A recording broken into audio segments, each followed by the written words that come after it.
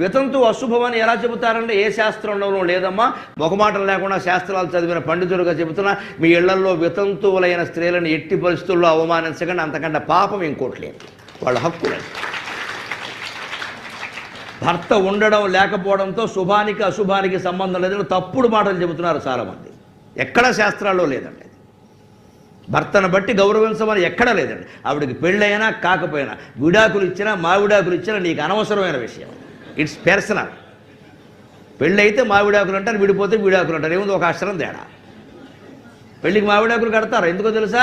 మా విడాకులు, జీవితంలో విడాకులు వద్దు అని అర్థం. అక్కడ మా అంటే వద్దని సంస్కృతంలో. అందుకని మా విడాకులు, ఎప్పుడు విడాకులు వద్దు. ఎందుకు కావాలి? మా జీవితం దంపతులు ఇప్పుడు మా అనే భావన ఉండాలి. నీ నా అంటే విడాకులే, మా అంటే ఉంటుంది అక్కడ. మీ వాళ్ళు వచ్చారు, మా వాళ్ళు వచ్చారు అనొద్దు, మన వాళ్ళు వచ్చారు అంతే.